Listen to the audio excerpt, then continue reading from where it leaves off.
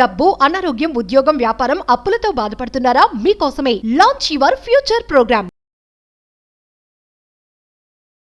మనకి మనుషులకు ఎవరికైనా కూడా రెండు మేజర్ ప్రాబ్లమ్స్ ఉంటాయి. ఒకటి ఫైనాన్షియల్, రెండోది రిలేషన్షిప్స్. ఈ రెండింటిని కరెక్ట్గా బ్యాలెన్స్ చేసుకోగలిగితే వాడు 90% లైఫ్ బాగుంటుంది. మేడం మా తమ్మునికి పోయిన సంవత్సరం మే 21కి మ్యారేజ్ చేసిన మేడం. మ్యారేజ్ చేసిన నెక్స్ట్ డే మిడ్-నైట్కే అమ్మాయి వెళ్ళిపోయింది మేడం. పిల్ల గురించి తెలుసుకోలేదా మరి? వాళ్ళ ఇంటి ముందున్న అబ్బాయితోనే వెళ్ళిపోయింది మేడం.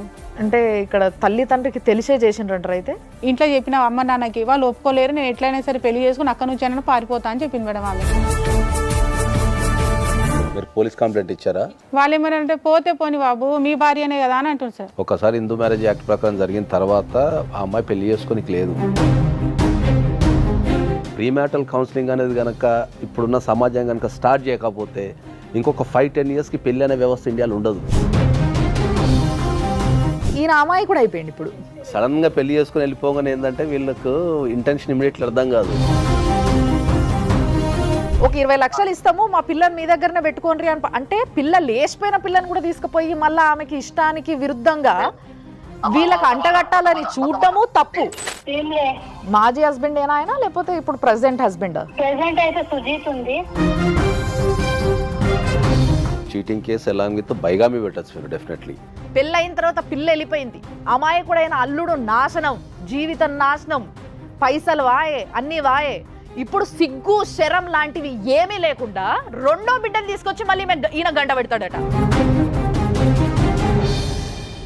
ఎప్పుడైతే జీవితంలో మనకి మనుషులకు ఎవరికైనా కూడా రెండు మేజర్ ప్రాబ్లమ్స్ ఉంటాయి. ఒకటి ఫైనాన్షియల్, రెండోది రిలేషన్షిప్స్. ఈ రెండింటిని కరెక్ట్గా బ్యాలెన్స్ చేసుకోగలిగితే వాడు 90% లైఫ్ బాగుంటుంది, హ్యాపీగా ఉంటుంది. ఎప్పుడైతే ఈ రెండింటిని కలిపి చూడడం మొదలు పెడతామో, అంటే ఫైనాన్షియల్ అండ్ రిలేషన్షిప్స్, ఈ రెండింటిని ఇమోషన్ అండ్ ఫైనాన్షియల్, ఈ రెండింటిని ఎప్పుడైతే కలుపుతామో అప్పుడే అసలైన ప్రాబ్లమ్స్ అన్నీ మొదలైతాయి అనేది నాకు అనిపించింది. మన మొదటి గెస్ట్ నాగేశ్వరరావు గారు, పూజారి నాగేశ్వరరావు గారు చాలా డైనమిక్ అడ్వకేట్. ఈయన మాట్లాడడం మొదలు పెడితే ఎంత పాయింట్ ఉంటుందో, ఆయన పనిచేయడం మొదలు పెట్టింది అసలు ఎవరికి కనిపించదు కానీ, ఎందుకంటే ఆఫ్ స్క్రీన్ కాబట్టి. కానీ ఇప్పుడు వరకు జరిగిన చాలా కేసెస్లో ఆయన ఇన్వాల్వ్మెంట్ లేకపోతే అస్సలు సాల్వ్ చేయడం ఇంపాసిబుల్. సార్ నమస్తే. అండ్ ఆవిడ మాట్లాడే విధానం చూస్తే ఎదురుగోళ్ళకి నిజంగా ఆమె చెప్పింది కరెక్టే, నేను మారిపోతే బాగుండు అన్న ఫీలింగ్ కలిగేలాగా ఒక మనిషిని మనస్సుని మెలేసే శక్తి ఉన్న వాయిస్ అది. సో ఆవిడే దివ్యవాణి గారు. అమ్మ నమస్తే. సో ఇప్పుడు వచ్చిన బాధితులతోనో సార్ మాట్లాడదాం, వాళ్ళ ప్రాబ్లం ఏందో చూద్దాము, దాని తర్వాత మనం దానిపైన డిస్కస్ చేసి ఏం చేయొచ్చు అనేది ఆలోచిద్దాం. అమ్మ నమస్తే. నమస్తే అండి. మీ పేరు? నా పేరు విజయ్ మేడం. విజయ్. మీ పేరు? బబిత మేడం. ఓకే. ఏంది మీరిద్దరు? మా తమ్ముడు మేడం. తమ్ముడు. Okay okay. ఎక్కడి నుంచి వచ్చారు? వికారాబాద్ నుంచి. ప్రాబ్లం ఏంది మేడం మా తమ్మునికి పోయిన సంవత్సరం మే 21కి మ్యారేజ్ చేసిన మేడం. మ్యారేజ్ చేసిన నెక్స్ట్ డే మిడ్-నైట్కే అమ్మాయి వెళ్ళిపోయింది మేడం. డబ్బు బంగారం అన్నీ తీసుకుని వెళ్ళిపోయింది మేడం. డబ్బు బంగారం అంటే వాళ్ళ ఇంట్లో పెట్టిన కట్నమా, లేకపోతే? మా దగ్గర వాళ్ళు కట్నం పెట్టారు మేడం, పెళ్లి కొడుకు తరఫు నుంచే పెడతారు మేడం. మేము పెట్టినదే ఆమె పేరు మీద పెట్టుకొని డబ్బులు అవన్నీ అరేంజ్ చేసుకొని వెళ్ళిపోయింది మేడం. ఆమె ప్రీ ప్లాన్తోనే వచ్చింది మేడం. ఎంత ఉంటుంది వాల్యూ దాన్ని? 4-5 తులాస్ ఉంటుంది madam gold, 40-50 tolas silver madam, 2 lakhs cash madam. Okay. అంటే పిల్ల గురించి మీరు తెలుసుకోలేదా? అంటే లవ్ మ్యారేజా, అరేంజ్ మ్యారేజా? Arrange marriage. Arrange marriage. పిల్ల గురించి తెలుసుకోలేదా మరి? అంటే తెలుసుకునే మేడం, మంచి అమ్మాయినే చెప్పారు మేడం. మరి ఇంతకు ఎందుకు పోయింది మరి? ఎవరితో పోయింది? వాళ్ళ ఇంటి ముందున్న అబ్బాయితోనే వెళ్ళిపోయింది మేడం. అంటే ఆల్రెడీ రిలేషన్లో ఉందామే? ఉందంట మేడం. ఓకే. 14 years నుంచి లవ్ అంట మేడం వాళ్ళది. అంటే పెళ్ళైన నెక్స్ట్ డేనే వెళ్ళిపోయింది అంటున్నారు కదా. జనరల్గా పెళ్ళయిందంటే ఇంట్లో హడావుడి సందడి, బంధువులు అందరూ ఉంటారు కదా. సో అంతమంది ఉండగా అంత ఈజీగా ఎలా వెళ్ళిపోయింది? అంటే మీ ఇల్లు కూడా కొత్త కదా ఆమెకి, ఇంతకు ముందు రాలేదు, ఏ వస్తువు ఎక్కడుందో కూడా ఎవరికి తెలియదు. ఒక్క ఏకదమని ఎలా తీసుకెళ్ళిపోగలిగింది అవన్నీ? కరెక్టే మేడం అడిగింది. మేడం ఆమె మేము ఇచ్చిన వస్తువులన్నీ ఆమె పే మీదనే ఉన్నాయి మేడం. పైసలు వెండి ఎక్కడి నుంచి కలెక్ట్ చేసుకుంది మరి? అంటే మా తమ్ముని బెడ్రూమ్ లోనే ఉన్నాయి మేడం డబ్బులు అవన్నీ. వాళ్ళిద్దరు అన్నలు ఉంటున్నారు అయితే. ఈయన చైను, ఆయన రింగ్ అది పెట్టింది అంతా అబ్జర్వ్ చేసింది మేడం. ఆమె పిల్ల మీతో మాట్లాడింది అంటే పెళ్లి ఫిక్స్ అయిన తర్వాత మాట్లాడినరా మీరు? అంటే మామూలుగా మాట్లాడితే మాట్లాడిపోయలేదు మేడం. వాళ్ళ అమ్మ నాన్న వాళ్ళు ఏం మాట్లాడిపోయలేదు. మరి మీరు అడగలేదా ఒకసారి నేను మాట్లాడతా మరి ఏంది అని? ఆమె బిజీ ఉంది. అది ఒక రోజు మేడం ఆమె సైజు కొలతలకు షాపింగ్కి సిటీకి వచ్చిన మేడం, కొలతలకు డ్రెస్ అవి తీసుకొని వస్తే కూడా వాళ్ళ అమ్మ రంజాన్ పండుగకి వేరే దగ్గరికి వెళ్తే కూడా మేము వచ్చినందుకు ఆమె ఆ పండుగ వదిలిపెట్టి ఇక్కడికి వచ్చింది మేడం, ఏడా ఆమెతో కలుస్తామని. అంటే ఇక్కడ తల్లి తండ్రికి తెలిసే చేసిండ్రంటారు అయితే? ఆ అమ్మాయి అయితే అన్నది మేడం, ఇంట్లో చెప్పిన మేడం, ఇంట్లో చెప్పిన అమ్మ నాన్నకి, వాళ్ళు ఒప్పుకోలేరు, నేను ఎట్లయినా సరే పెళ్లి చేసుకుని అక్కడ నుంచి అయినా పారిపోతా అని చెప్పింది మేడం ఆమె. పారిపోతే పెళ్లికి ముందు పారిపోతే అంటే వాళ్ళు అంటే తల్లి తండ్రి కూడా బ్లాక్మెయిల్ చేస్తుంటారమ్మా. రియల్గా ట్రూ లవ్ అని అంటే వచ్చింది సరే, ఇష్టం లేకపోయినా పెళ్లి చేసుకున్న కట్టుబట్టలతో వెళ్ళిపోయిందని అనుకోవచ్చు. ఆ ఇల్లు చూస్తే కూడా మేడం వెళ్ళిపోదని అనుకో మేడం, సీసీటీవీ మేడం, ఇంతే ఇల్లు సీసీటీవీ, మళ్ళీ గేట్ స్టీల్ గేట్ మేడం, మొత్తం అసలు ఇంత చీమ కూడా ఈగ కూడా పోదు మేడం ఆడ. సో ఇప్పుడు మీరు ఏం అడుగుతున్నారు? వాళ్ళతో మాట్లాడినరా? వాళ్ళతో మాట్లాడినా మేడం, ఆయన మాకు ఇప్పిండంటే అది గలీజ్ది వదిలేయండి, అది రోడ్ మీద దొరికింది, ఆమె రేషన్ కార్డు లేదు, ఆధార్ కార్డు లేదు, మాకు సంబంధం లేదు, ప్రూఫ్స్ లేవు మాతో. ఎవరంటున్నారు? వాళ్ళ నాన్న. ఇవన్నీ ప్రధానంగా మీరు సరే ఆమె వస్తువులు అండ్ బంగారం తీసుకుని వెళ్ళిపోయింది కదా, డబ్బులు కూడా తీసుకుని వెళ్ళిపోయింది కదా, మీరు పోలీస్ కంప్లైంట్ ఇచ్చారా? ఇచ్చాం సార్. పోయిన రోజే పోయినాం సార్. ఏమన్నారు వాళ్ళు? వాళ్ళు ఏమన్నారంటే పోతే పోని బాబు మీ భార్యనే కదా అని అంటుంది సార్. ఎఫ్ఐఆర్ కూడా 3 days తీసుకుని సార్, అది కూడా చీటింగ్ కేసు పెట్టమంటే చీటింగ్ కేసు పెట్టలేదు. ఏ ప్లేస్ పోలీస్ స్టేషన్ అది? వికారాబాద్. తర్వాత మిస్సింగ్ కేసు పెట్టారా? తర్వాత మిస్సింగ్ కేసే పెట్టారు సార్. ఆపోజిట్ నుంచి వాళ్ళ అమ్మ వాళ్ళ సెకండ్ మదర్, అమ్మాయి వాళ్ళ సెకండ్ మదర్ మాకు ఫోన్ చేసింది సార్. ఫోన్ చేసి అమ్మ మీ పోలీసు వాళ్ళు చేస్తుర్రా ఏమో, వెతుకుతుర్రా లేదో, మంగళహాట్ పిఎస్లో అయితే ఆ అమ్మాయి ఉంది, మీరు రండి పోలీసు వాళ్ళు తీసుకొని అంటే మేము మాకు ఉన్న ఏఎస్ఐని తీసుకొని మేము ఇద్దరం కలిసి వెళ్ళినాం సార్. ఆడ వెళ్తే ఆ అమ్మాయి వాళ్ళ అత్త, ఇంకో ఆమె ఎవరో, 3-4 ఆమె ఎవరో ఒక లీడర్ని అట్లా తీసుకొచ్చింది సార్. ఆ అబ్బాయిని, అమ్మాయి ఉంది సార్, ఉంది. పోలీస్ అయినా కూడా ఏం చేసిన, ఏదమ్మా ఇట్లా పోయినావు కదా, తీసుకెళ్ళినావు కదా అంటే, అవును మా నాన్నకి చెప్పినా ఒప్పుకోలేదు ఆయన, అందుకే నేను ఇట్లా చేయాల్సి వచ్చిందని చెప్పింది సార్ ఆమె. తర్వాత కేసు పరిస్థితి ఏమైంది? కేసు పరిస్థితి మేము డిఎస్పీ దాకా, ఎస్పీ దాకా కూడా అట్లా పోయినాం సార్. అమ్మ చేస్తారు 2 సార్లు, ఆయన ఏం చేయలేదు సార్. వాళ్ళు చేస్తారు అది ఒకటే, ఏదన్నా ఉంటే కోర్టులో వేయండి మీరు. లాయర్ దగ్గర కూడా పోయినాం సార్ మేము, కేసు వేయండి అని చెప్పినాం, అది కూడా 1 year దానికి వచ్చింది సార్, అది కూడా అప్డేట్ ఏం లేదు. ఏమన్నా అంటేనేమో స్టాంప్ లేదు, ఫైనల్ రిపోర్ట్ ఇవ్వలేదని చెప్పారు సార్. ఫైనల్ రిపోర్ట్ ఎవరు సబ్మిట్ చేస్తారు? పోలీస్ వాళ్ళు కోర్టుకు సబ్మిట్ చేస్తారు ఫైనల్ రిపోర్ట్ చేస్తారు. సో జడ్జి గారు మొత్తం పరిశీలించిన తర్వాత ఫైనల్ రిపోర్ట్ అకార్డింగ్ టు లా ఉందనుకోండి, ఇమ్మీడియట్లీ ఛార్జ్ షీట్ చేసేసి కోర్టులో కేసు స్టార్ట్ అవుతుంది. ఒకవేళ ఫైనల్ రిపోర్ట్ వేయటంలో ఏమైనా తేడా ఉంటే జడ్జి గారు రిటర్న్ చేస్తారు. ఆ కోర్టుకు సంబంధించి ఒక కానిస్టేబుల్ ఉంటారు, అది కంపల్సరీ ఫుల్ఫిల్ చేసేస్తారు ఎంబటే. ఎందుకు పెట్టరు వాళ్ళు ఎక్కువ. అమ్మాయి ఎక్కడుంది ఇప్పుడు? ప్రెసెంట్ హైదరాబాద్ అశోక్ నగర్ లో ఉంటుందని తెలుసు మేడం, అంతే. వాళ్ళకి పెళ్లి జస్ట్ లివింగ్ పెళ్ళి అయింది, చేసుకుంది. మేము 15 daysకి వెళ్ళాం కదా మేడం, అది నల్లపూసలతో ఇట్లా తాళి చూపిస్తుంది, నేను పెళ్లి చేసుకున్నా, నాకు ఈయననే ఇష్టం, ఈయనతోనే ఉంటా, మా నాన్న వాళ్ళు మోసం చేశారు కాబట్టి నేను మీకు చేసి. మీరు అడగలేదా? మోసం చేస్తే నువ్వు నీతి మంత్రాలు అయితే నన్ను వెళ్ళిపోవచ్చు కదా, మా బంగారం ఎందుకు తీసుకెళ్లారు? బంగారం డబ్బులు. మీ కమ్యూనిటీ ఏముంది అంటున్నా? వాల్మీకి మేడం. అది అంటే మీరు హిందూసే కదా? హిందూసే సార్. ఇద్దరు హిందూసే, వాళ్ళు హిందూసే, మీరు హిందూసే. ఆ పిల్ల వాళ్ళ సెకండ్ మదర్ ముస్లిం అట. సరే వాట్ ఎవర్, ఇప్పుడు అమ్మాయి అయితే హిందూసే, వీళ్ళ మ్యారేజ్ హిందూ యాక్ట్ ప్రకారం జరిగింది. హిందూ సార్. ఒకసారి హిందూ మ్యారేజ్ యాక్ట్ ప్రకారం జరిగిన తర్వాత ఆ అమ్మాయి పెళ్లి చేసుకోనికి లేదు, చేసుకుంటే అవును డైవర్స్ అవ్వకుండా పెళ్లి చేసుకోనికి లేదు. ఒకవేళ చేసుకుంటే మీకు 494 కేసు, మళ్ళీ కొత్త కేసు పెట్టచ్చు మీరు పోలీస్ స్టేషన్లో, 494 పెట్టచ్చు, ప్లస్ మీరు డైవర్స్ అప్లై చేసుకోవచ్చు. ఓకే. సో ఇప్పుడు మీకు మీవి ఏదైతే తీసుకొని పోయిందో పిల్ల వస్తువులు కానీ పైసలు కానీ అవి రిటర్న్ ఇచ్చేయాలి, అంతే మేడం. అది మీరు తల్లిదండ్రులను అడిగితే ఏం చెప్తున్నారు వాళ్ళ తల్లిదండ్రి? వాళ్ళు గలీజోలు పెట్టా వదిలేయండి అంతే, అంతే, లేదు నేను ఇప్పిస్తా అవన్నీ ఏం లేదు. అంటే వాళ్ళకు కూడా తెలిసి జరిగింది కాబట్టి వాళ్ళు అమ్మాయిని ఫోర్స్ చేసింది కాబట్టి ఇప్పుడు ఆ అమ్మాయి దగ్గరికి వెళ్ళి అడిగే ఎంత ధైర్యం ఉండకపోవచ్చు. వాళ్ళ ఆపోజిట్ వాళ్ళు సార్, వాళ్ళకి వీళ్ళకి అస్సలు పడదు సార్. భారతదేశంలో ఇది ఇప్పుడు నేను చాలా వేదికల మీద కొన్ని లక్షల మందికి నేను చెప్తున్నా, భారతదేశంలో వివాహ వ్యవస్థ అనేది ఫెయిల్ అయింది. దాన్ని చాలా సందర్భాల్లో చాలా స్పష్టంగా చెప్తున్నా. ఫెయిల్ అయిన తర్వాత దాన్ని రిపేర్ చేసుకోవాల్సిన బాధ్యత కూడా మనపైనే ఉంటుంది. ఓకే, మన దగ్గర ఇప్పుడు ఈ పెళ్ళికి తీసుకుంటే ఏంటంటే బిఫోర్ మ్యారేజ్ అనేది మన దగ్గర ఒక సిస్టమ్ ఉంటుంది. జనరల్గా ఒక ఎంగేజ్మెంట్ సెరమనీ ఉంటుంది, దానికంటే వాళ్ళ ఇంటికి వెళ్ళటం ఉంటుంది. పూర్వకాలంలో ఏంది అంటే ఒక 4 సార్లు ఫస్ట్ ఒకరిని పంపించి రెక్కి నిర్వహించి తర్వాత వాళ్ళంతా బాగున్నారు, ఫైనాన్షియల్గా ఉన్నారు అనుకున్న తర్వాత చుట్టుపక్కల జనాల్ని విచారించి తర్వాత అట్లా ఒక 6-7 సార్లు పోవటం అనేది ఇట్లా ఫ్రీక్వెంట్గా జరుగుతుండే. ఈ జరిగే క్రమంలో ఏంటంటే ఏదో ఒక విషయం బయటకు వస్తుంటుంది.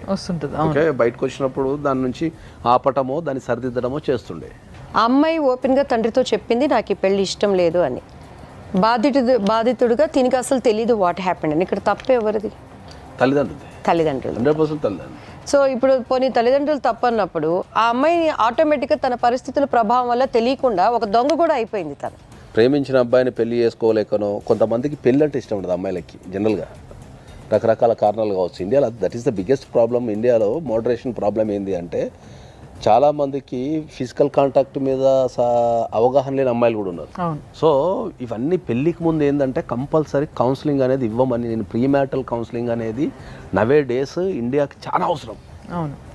ఇప్పుడు ఏమైనా ఒక డైవర్స్ అడ్వకేట్ కిందనో లేకపోతే మ్యారేజెస్ ఫెయిల్ అయినో తిడుతున్నారు తప్ప ఒక పెళ్లి చేసేటప్పుడు ప్రీమ్యాటల్ కౌన్సిలింగ్ అనేది చాలా అవసరం ఇప్పుడున్న సమాజానికి. ఒకవేళ ప్రీమ్యాటల్ కౌన్సిలింగ్ అనేది కనుక ఇప్పుడున్న సమాజం కనుక స్టార్ట్ చేయకపోతే ఇంకొక 5-10 ఇయర్స్కి పెళ్ళి అనే వ్యవస్థ ఇండియాలో ఉండదు. యువత మేబీ సెల్ ఫోన్స్ ద్వారా కానీ అండ్ ఒక్కొక్కరు చేసే ఇన్సిడెంట్స్ ద్వారా దాన్ని కనెక్ట్ అయిపోతున్నారు. మంచి కన్నా టెక్నాలజీ అనేది జీవితాన్ని ఎప్పుడో పర్సనల్ జీవితాన్ని నాశనం చేసేసింది టెక్నాలజీ. పూర్వకాలంలో ఎవరన్నా ఒక అమ్మాయి ప్రేమించింది అనుకుందాం, సపోజ్ ప్రేమించిన తర్వాత ఇంట్లో పసిగట్టారు. పసిగట్టిన తర్వాత ఏం చేశారు? అరే పసిగట్టిన తర్వాత సమాజంలో ఇది చేసిపోద్దనో, లేకపోతే ప్రేమించిన అబ్బాయి మంచోడు కాదనో, లేకపోతే కులాల డిఫరెన్స్ ఉన్నాయని చెప్పేసి అమ్మాయికి ఏం చేస్తుండే, బలవంతంగా వేరే పెళ్లి చేస్తుండే. సో బలవంతంగా వేరే పెళ్లి చేసిన తర్వాత ఏంది, ఆ అమ్మాయి వేరే ఊరికి వెళ్ళిపోతుండే. ఊరికి వెళ్ళిపోయిన తర్వాత అప్పుడు ఒకవేళ ప్రేమించిన వ్యక్తిని కాంటాక్ట్ చేయడానికి అప్పుడు సెల్ ఫోన్స్ కానీ ఇవన్నీ లేవు. లేనట్లు ఈ అమ్మాయి అక్కడికి పోయిన తర్వాత ఏం చేస్తుండే, ఆ కొత్త ఇంటికి పోయినప్పుడు ఏం చేస్తుండే, ముఖాభావంగా ఉండటము, లేకపోతే డిప్రెషన్లు ఉండటము, ఈ రకరకాలు ఉంటుండే. ఉన్నప్పుడు వాళ్ళు ఏమనుకుంటుండే, పెళ్ళైన అత్తమామలు కానీ కొత్త కదా, కొత్త ఇంటికి వచ్చింది కదా, తల్లిదండ్రులు మిస్ అవుతుందేమో అని వీళ్ళు ఆ కొరంలో ఉంటుండే. ఓవర్ ద పీరియడ్ ఏమవుతుండే అంటే అక్కడ ఉండి ఉండి ఉండి ఉండి ఒక 1 నెల రోజులకో 2 నెలలకో 3 నెలలకు అడ్జస్ట్ అయిపోయి ఆ పరిస్థితులకు అడ్జస్ట్ అయిపోయి మెల్లగా భర్తతో మాట్లాడము, కాపురాలు చేయడం, ఇట్లా చేసుకొని పిల్లలు అంటుండే. కానీ ఇప్పుడు అంత టైం కాదు. ఇప్పుడు అదే చెప్తున్నా, ద సేమ్ సిచ్యువేషన్లో అదే సెల్ ఫోన్ ఉంది కదా, ఎక్కడున్నా నీకు నచ్చిన బాయ్ ఫ్రెండ్తో నువ్వు తెల్లవాళ్ళు కాంటాక్ట్లో ఉంటే ఇంకా నీ కనెక్షన్ ఎక్కడ కట్ అయిపోతుంది. వీళ్ళ దగ్గరకు వస్తే పాపం ఈయన అమ్మాయి కూడా అయిపోయింది. ఇప్పుడు ఒకటి వీళ్ళు చేసిన తప్పు ఏదైనా ఉంది అని అంటే ఒకటి ఏంటంటే పిల్లతోనే నేను మాట్లాడాలని గట్టిగా అడుగు ఉండాల్సింది. There are n number of cases. నాకు డైలీ రెగ్యులర్గా 50 to 100 కేసెస్ కొత్తవి వస్తాయి నా దగ్గరికి పర్ డేకి. ఇవి వచ్చినప్పుడు ఈ డేటా అంతా అనలైజ్ చేస్తే ఏముంటుంది తెలుసా, మ్యాక్సిమం పెళ్ళి అనేది వితిన్ 1 month నుంచి 2 months మధ్యలో అవుతుంది. పెళ్లి చూపుల దగ్గర నుంచి పెళ్ళికి. దీంట్లో మ్యాక్సిమం మేము మాట్లాడుకోవడం లేదు, మాట్లాడుకోలేదు అనేది సెకండ్ అంశం ఉంటుంది. ఎందుకు అంటే టైం లేదనో, లేకపోతే ఎన్ఆర్ఐస్ వెళ్ళిపోవాలనో, లేకపోతే వీసా ప్రాసెస్ అనో, లేకపోతే ఇంకో ప్రాసెస్ అనో ఏదో ఒక కారణం చెప్తారు. మామూలుగా అయితే ఎంత ఉండాలంటారు సార్? నేను ఒక 6 months అబౌవ్ ఉండాలంట. నేను పూర్వకాలంలో ఏంది అంటే ఒక మనిషికి సంబంధించిన ఇన్ఫర్మేషన్ అనేది ఎక్కడున్నా దొరుకుతుండే. మైగ్రేషన్ లేదు. ఒక వ్యక్తికి సంబంధించిన ఇన్ఫర్మేషన్ ఒక ఊరుకో ఒక పట్టణానికి వెళ్ళి అరే ఫలానా వ్యక్తి ఎట్లా అంటే 2 నిమిషాలల్లో వాడి కోపం ఉందా, వాడు పిచ్చి పనులు చేస్తుండా, వాడు మంచోడా, డిగ్నిటీ ఉందా అనేది ఒక రియల్ గ్రౌండ్ రిపోర్ట్ వస్తుండే మనకు. ఇప్పుడు మైగ్రేషన్ పెరిగిపోయింది. ఇప్పుడు పుట్టంగానే తీసుకెళ్ళి హాస్టల్లో వేయటమో, లేకపోతే చదువుల కోసం తల్లిదండ్రులు, జాబ్ల కోసం తల్లిదండ్రులు ఇంకో దగ్గర ఉండి పిల్లల్ని ఇంకో దగ్గర పెట్టడము, ఈ కుటుంబాలు అనేటివి విచ్ఛిన్నం అయిపోయిన తర్వాత ఎక్కడ కూడా మనకు రియల్ రిపోర్ట్ ఒక వ్యక్తికి సంబంధించిన రిపోర్ట్ రావడం లేదు.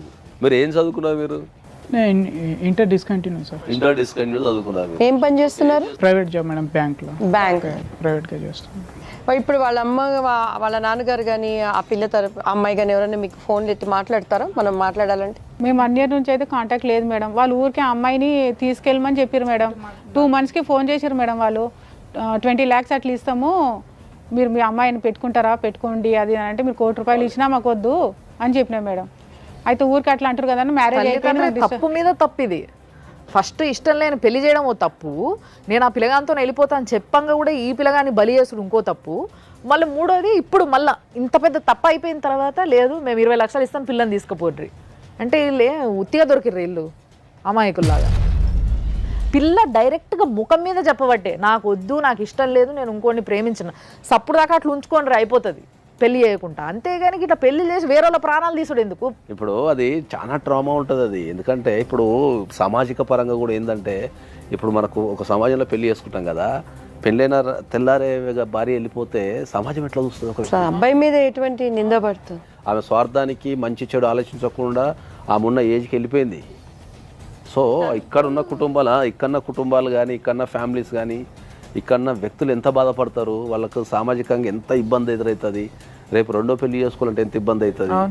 ఇటు ఒక వైపు నుంచి ఎంటైర్ సంపాదించిన డబ్బు వెళ్ళిపోయింది. సరే, డబ్బు అంటే పోతే మనం సంపాదించుకోవచ్చు, కానీ ఎప్పుడైతే ఈ సామాజికంగా మనము చూసే చుట్టాలు కానీ, రిలేటివ్స్ కానీ, అది ఎంత నామోషి ఉంటుంది. పిల్లలకి ఎక్కడ కూడా కౌన్సిలింగ్ ఇవ్వటం లేదు, ఎవ్వరు కూడా కూర్చోబెట్టి కౌన్సిలింగ్ ఇవ్వటం లేదు. Life journey sponsored by 6JVR. Jamalapuram వారి రత్నాంజన్. సౌత్ ఇండియాలోనే అతి తక్కువ ధరలకి రత్నాలను అందించే ఏకైక సంస్థ 6JVR. ఒక్కసారి ఆ అమ్మాయి ఫాదర్తో మాట్లాడదాం మనము. హలో హలో సార్, నమస్తే. నమస్తే అమ్మా. శ్వేత మీ అమ్మాయి కదండి? ఎందుకు, ఏమైందమ్మా? ఏం కాలేదండి, మీరు టెన్షన్ పడకండి, ఏం కాలేదు. మీ అల్లుడు ఉన్నారు కదా విజయ్ గారు, అమ్మా. ఆయన సుమన్ టీవీకి వచ్చిండ్రు. సో ఇప్పుడు యాక్చువల్గా మీ ప్రాబ్లం ఏదైతే మీ ఇష్యూ ఉందో ఇదంతా కూడా చెప్పడం జరిగింది ఇక్కడ. సో ఇప్పుడు ఫస్ట్ ఆఫ్ ఆల్ నేను మీతో మాట్లాడాలనుకున్నది ఏంటంటే అండి, మీ అమ్మాయి మీకు ముందే చెప్పిందట కదా, నాకు ఎదురుగున్న అబ్బాయి అంటే ఇష్టం, ఇంటి ఎదురుగున్న అబ్బాయి అంటే. లేదమ్మా, అట్లా ఏమీ లేదమ్మా, నాకు ఇప్పుడు దాకా తెలియదు ఆ విషయము. ఇది మొత్తం ఫేక్ మాట ఉంది అమ్మా. ఇది ఆ పెళ్లి తర్వాతనే నాకు అది నిజం నా ముంగడు వచ్చిందమ్మా. అది పాపం ఇప్పుడు ఆయన అన్యం పుణ్యం తెలియకుండా ఆయన మోసపోయిండు మీ అమ్మాయి చేతిలో. ఒక ఆడపిల్లకి పెళ్లి చేసేటప్పుడు, అమ్మా నీకు నేను ఈ పిల్లగాడిని ఇచ్చి పెళ్లి చేస్తున్నా, ఈ పిల్లగాడు ఇష్టమా లేదా అని అడగాల్సిన బాధ్యత ఒక తండ్రిగా మీ పైన ఉందా లేదా? అమ్మా, అదే ఫోటో చూపెట్టినాను. ఫోటో చూపెడితే మా అమ్మాయి చెప్పింది, నేను ఆయనకి చేసుకుంటాను డాడీ, నువ్వు ఎక్కడ నా సంబంధం చేసినావా అక్కడనే చేస్తానని. ఆ పెళ్లి అయిన తర్వాత 2 days తర్వాత అది ఆ మాట జరిగింది. ఇప్పుడు మరి నాకు తెలిసింది. పెళ్ళి అయినాక 2 days కి మీ అమ్మాయి వెళ్ళిపోయింది, కానీ పెళ్లి కాకముందు 7 సంవత్సరాల నుంచి ఒక పిల్లోని ప్రేమిస్తున్న విషయం మీకు తెలియదా అండి తల్లిదండ్రిగా ఇంట్లోకి? లేదమ్మా, నా ఇంట్లో ఎవరికి తెలియదు. आपको जो बात करना है, एक बार हमारा मैडम है यहाँ पे दिव्यवाणी जी, उनसे बात करिए. ఇదే ఇప్పుడు విజయ్ స్థానంలో మీ కొడుకుంటే మీరేం చేస్తారండి?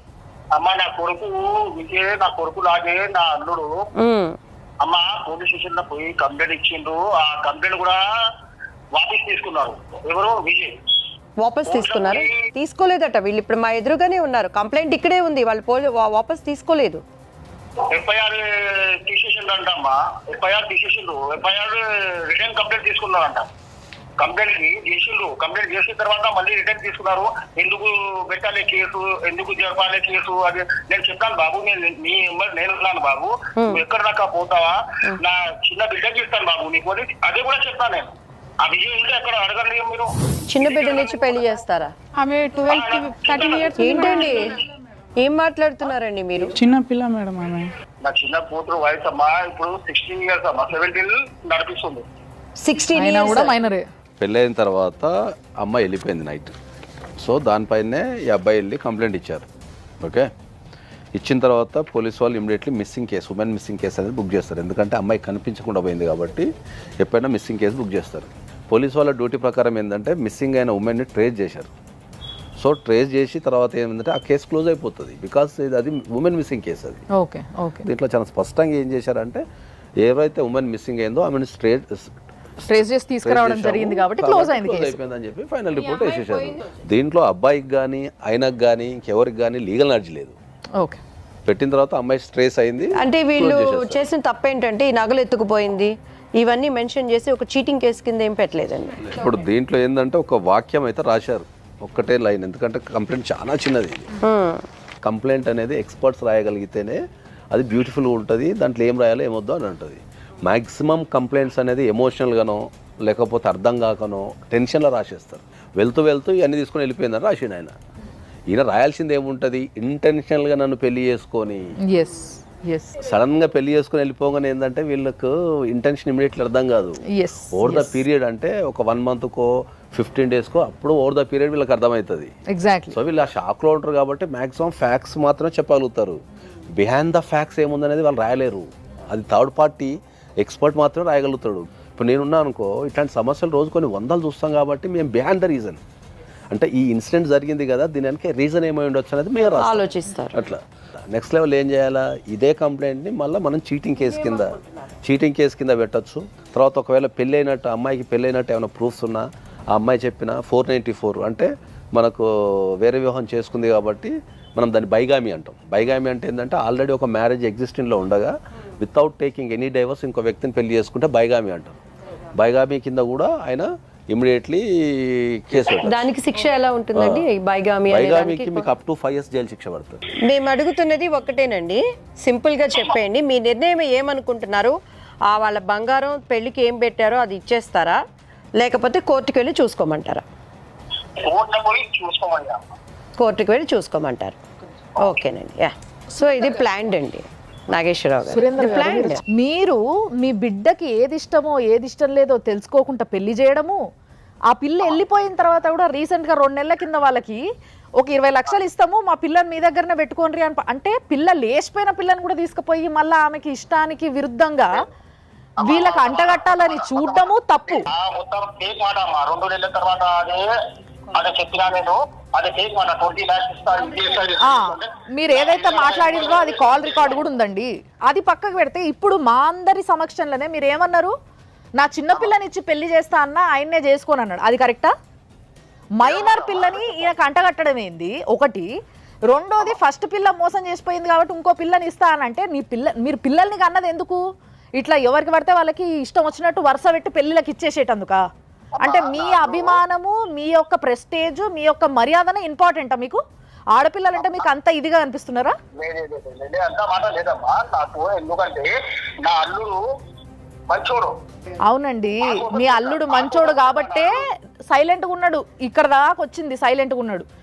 అదే జర్ర కొంచెం తెలిసి ఉండి జర గట్టిగా ఉండుంటేలే ఈ పాటికి 4 తగిలి ఇచ్చేటోడు వచ్చి. चावलाल को मालूम है बाबू, तुम्हारी शादी मेरी छोटी बेटी के साथ करता हूँ. अभी मेरी बेटी 16 years की है. अभी तुम्हारे को 2-3 साल सफर करो बेटा. बस 3 साल सफर करे तो मैं तुम्हारी शादी करता हूँ. बोला आपके बेटी से पूछे क्या इनको शादी करने के लिए तैयार है उन्हें? अरे अम्मा मेरे को बात समझ में नहीं आ रही है. ये लोग क्या बोलना चाह रहे हैं, क्या करना चाह रहे हैं लोग? सुनो सुनो सुनो, जिसके पर ज्यादा था उसको आपके जो बेटी है, आपके जो सेकंड बेटी है, सुनो आप, जब मैं बात कर रही हूँ आप सुने तो आपको समझ में आते. मेरी बेटी को फ्यूचर देखना है. मेरी बच्ची का वो मर गए मेरे लिए.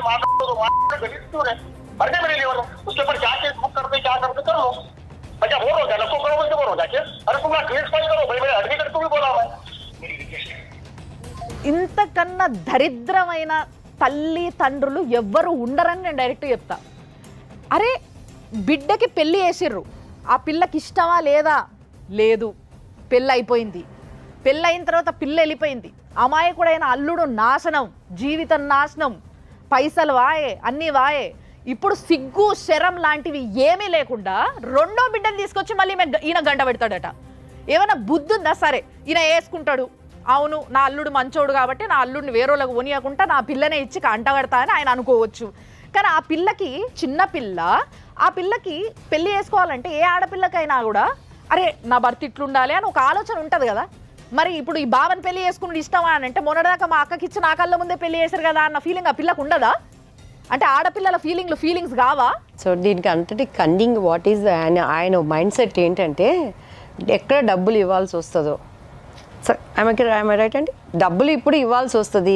కూతురు తీసుకున్న దొంగతనం ఇంకంతే తప్పించుకుని. ఇప్పుడు ఆల్రెడీ ఆయన మైండ్ ఎంత ధైర్యం లేకపోతే కోర్టులో చూసుకోండి అంటున్నాడు. ఇప్పుడు అడ్వకేట్ గారు పక్కన చెప్తున్నారు యా ఇట్స్ లీగల్, ఆ ఫోటోలు ఉన్నా కూడా ఇరుక్కుంటారని చెప్తున్నా కూడా ఆయన అంత ధైర్యంగా చెప్తున్నాడంటే ఈజ్ కన్నింగ్ ఫెలో అని అర్థమైపోతుంది. సో మీరు ధైర్యంగా ఉండి అడ్వకేట్ గారిని సంప్రదించి, మీరు ఇంక్లూడింగ్ మీ అత్తామామల మీద కూడా మీరు చీటింగ్ కేసు పెట్టచ్చు. ఫస్ట్ అత్తామామల చీటింగ్ కేసు పెట్టచ్చు. Cheating case along with bigamy పెట్టచ్చు మీరు డెఫినెట్లీ. రెండోది వచ్చేసి మీరు కంపల్సరీ డైవర్స్ ఒకవేళ మీకు కావాలి అనుకుంటే మీరు డైవర్స్ 494 పెట్టుకుంటే మీకు డైవర్స్ ఈజీగా వచ్చే అవకాశం ఉంటుంది. తర్వాత మీరు డైవర్స్తో పాటు మీరు డైవర్స్లో కానీ లేకపోతే సపరేట్గా కానీ ఇప్పుడు ఆమె ఎత్తుకెళ్ళిన బంగారం అండ్ మనీ రికవరీ సూట్ కూడా వేసుకోవచ్చు మీరు. శ్వేత మాట్లాడుతున్నావు అమ్మా? నేను శ్వేతనే మాట్లాడుతున్నా మేడం. ఓకే అండి, నేను సుమన్ టీవీ నుంచి మాట్లాడుతున్నా. మీ మాజీ హస్బెండ్ విజయ్ ఉన్నాడు కదా, ఏంలే మాజీ హస్బెండ్ ఏనా ఆయన లేకపోతే ఇప్పుడు ప్రెసెంట్ హస్బెండ్? ప్రెసెంట్ అయితే సుజీత్ ఉంది. సరే, ఇప్పుడు ఇంతకుముందు విజయ్ అనేట నేను పెళ్లి చేసుకున్నావు కదా తల్లి, ఆ, మీ తల్లిదండ్రులు పెళ్లి చేసారు కదా నీకు బలవంతంగానో ఏదో ఒక విధంగా, ఆ, ఆయనకు విడాకులు ఇచ్చినావు అమ్మ నువ్వు, ఇయ్యలే. మరి ఇవ్వకుంటూ ఇంకో పెళ్లి ఎట్లా చేసుకుంటావు అమ్మ నువ్వు? అది మొత్తం ఖతం అయిపోయింది కదా, మేము పిఎస్ లో మాట్లాడినాం. పిఎస్ లో అమ్మ ఖతం అయిపోయింది అని ఎప్పుడు అంటారు తెలుసా? ఆ, నువ్వు డివోర్స్ ఇచ్చినప్పుడు అంటారు. డివోర్స్ ఎందుకు ఇవ్వలేదు మరి? నువ్వు డివోర్స్ ఇచ్చేసి వాళ్ళ సొమ్ములో ఏవైతే పట్టుకపోయినా అవి వాళ్ళకి ఇచ్చేసి నువ్వు ఎవరితో నువ్వైనా బాధ ఉండేది కాదు కదా. పాపం ఆ పిల్లగాడు అట్లా ఉన్నాడు కదా. ఆయన కూడా వేరే పెళ్లి చేసుకుని మేడం, ఆయన కూడా వేరే పెళ్లి చేసుకుని, నేను కూడా వేరే పెళ్లి చేసుకున్నా.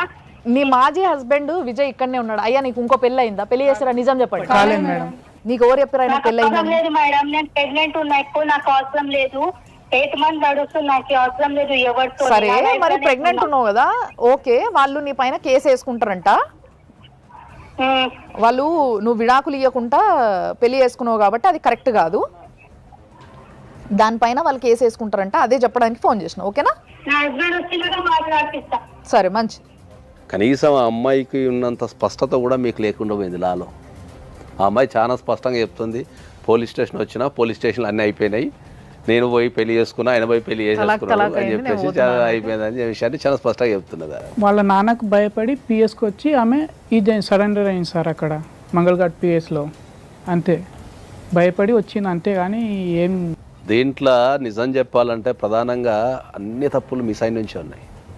వెరిఫై చేసుకోవాల్సిన బాధ్యత. ఒకవేళ ఆ అమ్మాయి మాట్లాడతాను లేదు పెళ్ళికి ముందే అంటే ఎందుకు మాట్లాడతాను లేదు, ఆ సమస్యని మీరు అక్కడనే సాల్వ్ చేసుకొని ఉంటే, ఒకవేళ అమ్మాయితో మాట్లాడి అట్లా మాట్లాడుకోరు సార్. వాళ్ళ ఫాదర్ వాళ్ళకి ఇప్పుడు నేను కాదంటాను లేనమ్మా, మన భారతదేశంలో రకరకాల కులాలు, మతాలు, పద్ధతులు, ఆచారాలు కొన్ని వందలు ఉంటాయి.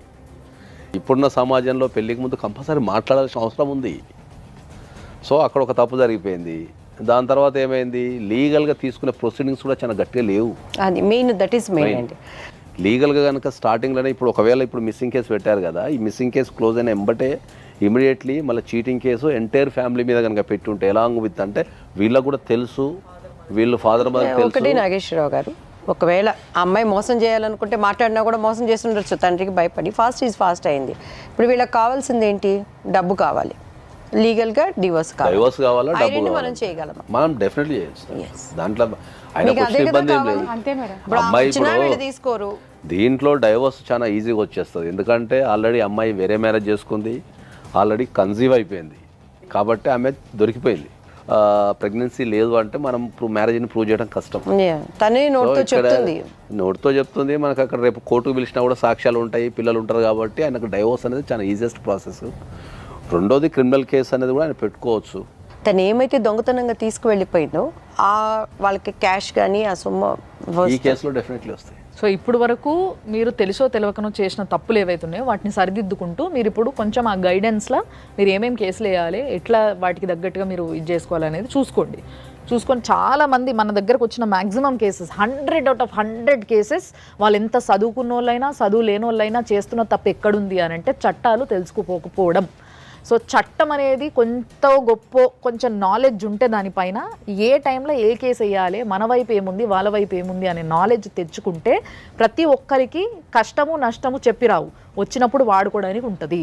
ఇక్కడ తింది తప్పు లేదు. మన సంప్రదాయాలు మాట్లాడుకుంటారు, కొంతమంది మాట్లాడుకోరు. ఇప్పుడు కల్చర్ పెరిగింది sir, to be frank. Second one వచ్చి జనరల్గా నేను ఒక అడ్వకేట్ దగ్గరికి వెళ్తాను. ఇప్పుడు ఆ ప్రాబ్లంలో నేనే ఉన్నాను. అడ్వకేట్ నీతిపరుడుగా ఉండాలి, అడ్వకేట్ తన పక్షాన నిలబడేవాడిగా ఉండాలి. ఎందుకంటే మనం లాయర్స్ కాదు, మనకి తెలియదు, ఎప్పుడూ ఉండరు. కాకపోతే ఈ ప్రోగ్రాం ద్వారా మంచి చదువులు చదువుకున్న అడ్వకేట్స్ కానీ చట్టాలని సంరక్షిస్తూ వాటి గురించి తెలుసుకున్న వాళ్ళు కూడా, ఇప్పుడు మీరు ఒక కేసు చెప్పారు కదండి, దాని పేరేంటి? బైగామి అనేది ఉన్నది. ఇంతవరకు ఆ పేరే నేను కొత్తగా వింటున్నాను. సో ఈ సమస్య రాబట్టి మనకు తెలుస్తుంది. వచ్చినప్పుడు అడ్వకేట్స్ కూడా టు బీ ఫ్రాంక్గా వాళ్ళకి చెప్పి చేసినప్పుడు డెఫినెట్గా వాళ్ళు విన్నర్స్. ఇప్పుడు ఆ అబ్బాయికి అమ్మాయిని సంసారం చేయాలని లేదు, తనకు మోసపోయాడు, డైవర్స్ కావాలి, వాళ్ళ డబ్బు వాళ్ళకి కావాలి. దీంట్లో ప్రధానంగా వీళ్ళకు ఈ పోలీసు వ్యవస్థ నుంచి కూడా అంటే వాళ్ళు ఇక్కడ పేపర్ డాక్యుమెంటేషన్ ప్రకారం అయితే ఇక్కడ కరెక్టే ఉంది, కానీ పోలీస్ స్టేషన్లో ఏం జరిగింది అనేది కానీ ఆయనకు సరైన నాలెడ్జ్ లేదు. జనరల్గా ఆయనకు సరైన నాలెడ్జ్ ఇవ్వాల్సిన బాధ్యత పోలీసు వాళ్ళ మీద కూడా ఉంటుంది. భారతదేశంలో కానీ ఈ భూప్రపంచంలో ఏ దేశంలో అయినా సరే పోలీసు వాళ్ళని చూసినా, పోలీస్ స్టేషన్ అన్నా, పోలీస్ స్టేషన్కి వెళ్ళాలన్నా, పోలీసు వాళ్ళతో మాట్లాడినా ఒక రకమైన భయం ఉంటుంది. ఆ భయాన్నే జనరల్గా ఏమంటారు అంటే టెక్నికల్ టర్మాలజీలో ఏమంటారు అంటే కాఫియోఫోబియా అంటారు. దట్ ఇస్ ఒక ఫోబియా అది. ఓకే. అంటే వీళ్ళు పోలీస్ స్టేషన్కి వెళ్ళినప్పుడు వాళ్ళకి కావాల్సిన ఇన్ఫర్మేషన్ అడగలేరు. ఇప్పుడు ఈ కేసులో నాకు ఇన్ఫర్మేషన్ ఇవ్వండి, అసలు ఏం జరిగింది, ఆయనకు మినిమం అంటే ఏమంటాడంటే ఆయన ఇప్పుడు వచ్చి మనతోని షార్ట్ షీట్ ఫైనల్ రిపోర్ట్కి ఏదో స్టాంప్ పెట్టలేదు సార్, దానివల్ల రిటర్న్ అయింది అని చెప్పి చెప్తున్నారు. సో అక్కడ పోలీసు వాళ్ళకి ఇచ్చేంత అంటే వాళ్ళు ఉండే బిజీలో వీళ్ళకి ఇన్ఫర్మేషన్ ఇచ్చి వీళ్ళకి కౌన్సిలింగ్ ఇచ్చేంత ఉండదు. పోలీసు వాళ్ళు మన రక్షణ కోసము, మన ఎదుగుదల కోసము, మన అభివృద్ధి కోసం ఉంటారు. వాళ్ళు కూడా డెఫినెట్లీ ఏంటంటే ఎవరైనా కష్టంతో వచ్చినప్పుడు డెఫినెట్లీ వాళ్ళు కూడా ఇలాంటి వ్యక్తులకు కొద్దిగా లీగల్ నాలెడ్జ్ ఇవ్వాలా. సో అది లెక్క. సో తప్పకుండా విజయ్కి అడ్వైస్ పరంగా ఏ విధంగా అయితే హెల్ప్ చేయొచ్చో ఆ విధంగా హెల్ప్ చేయడం జరుగుతుంది. అండ్ దీని గురించి తర్వాత కూడా డిస్కషన్ నడుస్తుంది డెఫినెట్గా. బట్ అందరికీ ఈ కేసులో కేవలం వాళ్ళు కాదు, ఇలాంటి చిన్న చిన్న విషయాలల్లో చాలా పెద్దగా చేసుకొని చేతులారా తెలుసుకోకుండా, నాలెడ్జ్ లేకుండా చేతులారా చాలా పెద్దగా చేసుకొని ఎంతోమంది బలైపోతుంటారు, ఎంతోమంది జీవితాలు బలైపోతూ ఉంటాయి. కాబట్టి వాళ్ళందరికీ మళ్ళీ ఒకసారి చెప్పేది ఒకటే ఒక ముచ్చట, అమ్మ కొంచెం చట్టాలు తెలుసుకోండి. లేదు కుదురుతలేదు, ఏడ తెలుసుకోవాలనో ఎవరిని అడగాలనో అర్థమవుతలేదు అని అంటే మన ప్రోగ్రామ్ చూడండి సరిపోతుంది. ఏదో మా రేటింగ్స్ కోసం కాదు, ఓన్లీ మీ నాలెడ్జ్ కోసం చూడండి. తప్పకుండా సార్ చెప్పే ప్రతి మాట మీకు ఎక్కడనో ఒక దగ్గర పనికి రావచ్చు, ముందుగానే ప్రిపేర్ అయి ఉండండి. అండ్ దయచేసి పోలీసులకు కూడా ఒక రిక్వెస్ట్, చాలామందికి చట్టాలు తెలియవు, వచ్చిన వాళ్ళకి అసలు ఏం అడగాలనో తెలియదు, వాళ్ళు ఏం చెప్పినా కూడా సరే అని తలకాయ ఊపి వెళ్ళిపోయేటోళ్ళు చాలామంది ఉంటారు. ఎందుకంటే పోలీసు వాళ్ళు అంటే ఒక భయం, ఇప్పుడు సార్ చెప్పినట్టుగా అదొక ఫోబియా. సో అందుకోసమే కొంచెం దయచేసి వచ్చిన వాళ్ళకి జరిగిన అన్యాయం ఏందో ఇని వాళ్ళు ఏ కేసు పెట్టుకుంటే ఏం జరుగుతుంది, వాళ్ళ దిక్కు న్యాయం ఎంత ఉంది, ఇవన్నీ కూడా ఐడెంటిఫై చేసి వాళ్ళకి కొంచెం గైడ్ చేసేటోళ్ళు ఒకళ్ళు ఉంటే బాగుంటుంది. మీ బిజీలో మీరు ఉంటారు, మీరు ఏం ఖాళీ ఉండరు నాకు తెలుసు. కాబట్టి ఒకళ్ళని అట్లీస్ట్ అట్లా అపాయింట్ చేసుకోండి అని చెప్పి నేను ఒక రిక్వెస్ట్ పెడుతున్నా. చూసారు కదా.